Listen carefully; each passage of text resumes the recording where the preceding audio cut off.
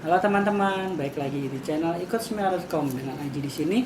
Bagaimana kabar kalian di rumah? Semoga kalian sehat selalu ya. Dan tidak lupa saya ingatkan pada teman-teman di rumah, jaga kebersihan, jaga kesehatan, dan selalu patuhi protokol kesehatan di tempat kalian masing-masing. Nah, kesempatan kali ini kita akan membahas ular berkaki. Masa sih kak ada ular berkaki? Ada loh, ini dia, ular berkaki. Nah, namanya adalah panana atau biasa disebut kadal lidah biru. Loh, itu kan kadal bukan ular. Iya, tapi di tempat asalnya itu biasa disebut ular berkaki karena penampakannya ini seperti ular. Terus dia ini itu berasal dari Halmahera, Merauke, Sungai Aru, dan pokoknya sekitaran daerah sana lah. Terus masyarakat sana juga takut akan kadal tersebut.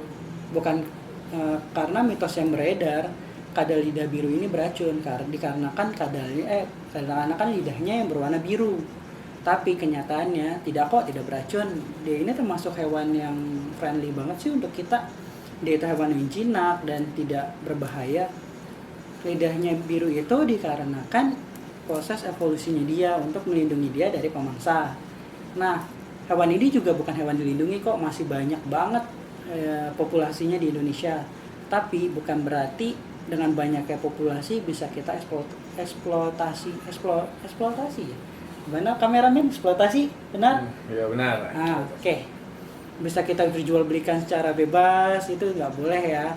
Kita harus belinya di hasil peternakan untuk menjaga populasinya di alam liar.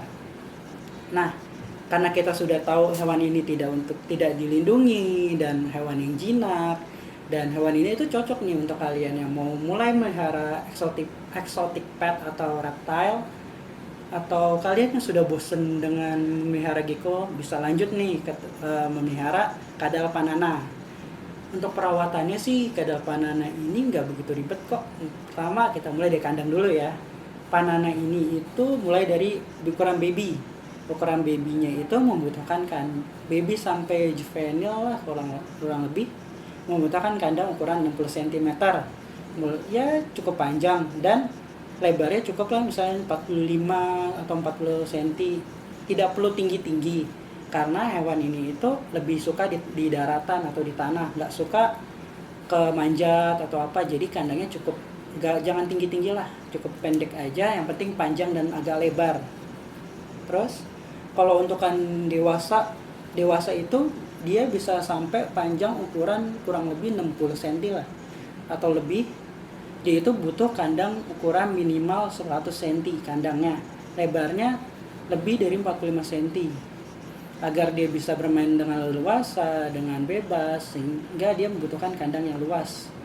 Terus di kandang itu dia butuhkan substrat itu bisa kita pakai kokopit, bisa kita pakai koran, bisa pakai tisu, bisa pakai, kalau kalian ada kardus juga bisa, asalkan dengan yang steril ya. Kokopit ini saya sih lebih nyaranin pakai kokopit kan, karena dia bisa membuat menutup kotorannya kan. Tapi kalau kalian lebih memilih pakai tisu, pakai koran sih nggak apa-apa, asal harus steril ya, ingat lagi harus steril.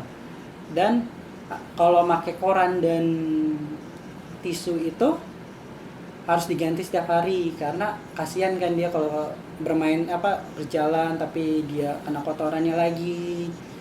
Tapi kalau kalian merasa kalau koran itu terlalu makan banyak terlalu banyak sampahnya karena diganti terus-terusan kan, saya ada saran untuk kalian bisa juga pakai karpet. Jadi kalau misalkan kotor tinggal cuci, keringin, bisa kita taruh lagi. Nah, di kandangnya itu kita butuh apa aja sih? Di kandangnya itu sih nggak perlu banyak-banyak sih kalau untuk panana itu. Kalau panana itu sih yang penting tempat makan, tempat minum, sama hiding cave. Hiding cave itu biar dia bisa buat bersembunyi.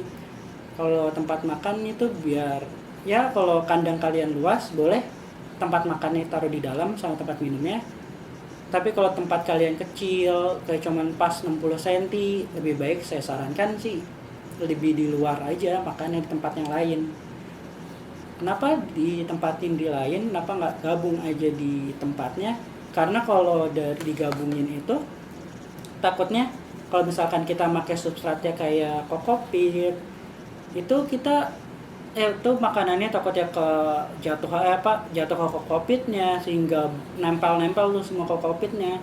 Jadi kan kasihan kan, panennya malah makan kokopitnya, atau nempel ke tisu malah makan tisunya, kan kasihan untuk panennya, bisa menyebabkan sakit. Makanya saya sarankan makan di tempat yang lain, jadi ya sediain tempat yang lain atau bak yang lain lah.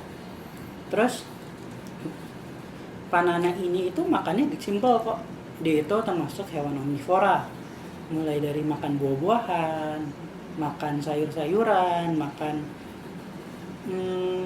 serangga, makan daging kayak cat food. Dia mau kok. Kayak brownie ini aja. Brownie itu nama ini ya, kadal panana saya. Dia itu lebih suka kayak pepaya sama pisang, dia itu suka banget. Dan cat food, kalau cat food itu durasinya sih saya ngasihin kadang seminggu 2 kali.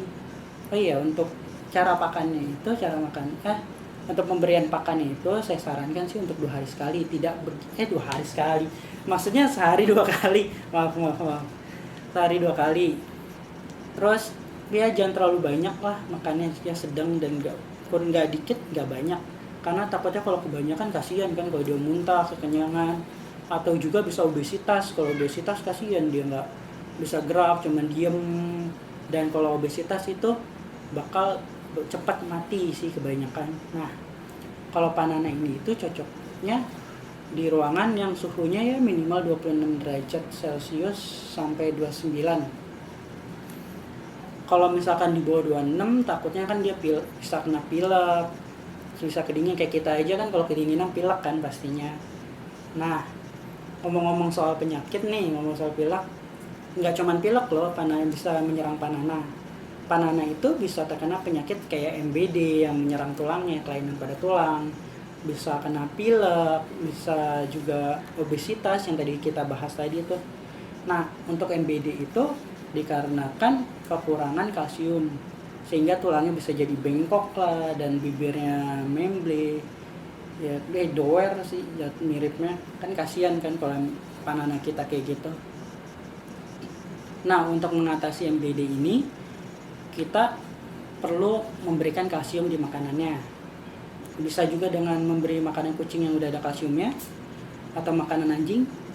Bisa juga kita bisa membeli kalsium yang ada di toko-toko online, atau yang kita agak mau ribet dikit tapi agak murah, bisa juga kita pakai tulang sotong tuh yang banyak di pasar-pasar burung, tinggal kita tumbuk, terus kita beri sedikit ke makanannya, kita taburin, lalu kasihkan ke panananya. Oh iya, untuk penggunaan kalsium jangan terlalu banyak ya, karena kalau kebanyakan dia bisa menyebabkan bladder stone atau batu ginjal. Nggak cuma manusia loh yang bisa kena batu ginjal, hewan juga bisa terkena batu ginjal. Itu disebabkan banyaknya jumlah kalsium yang masuk ke dalam tubuhnya. Nah, kalau maksudnya kalau bladder stone itu agak sulit sih untuk penyembuhannya. Pertama, kalau masih ringan-ringan sih bisa kita kasih pepaya sehingga sehingga pencernaan itu lancar. Nah, di kotorannya itu ada yang hitam, ada juga yang putih. Nah, putih itu namanya ureta kalau tidak salah. Nah, itu kalau yang lancar uretanya itu, yang kotoran putih-putihnya itu cair atau ya kayak cairan gitu sih. Tapi kalau yang udah nggak lancar, dia udah mulai kayak membatu gitu, itu tandanya pencernaannya sudah mulai tidak baik. Lebih baik kita kasih pepaya terus menerus bisa boleh. Kalau kalau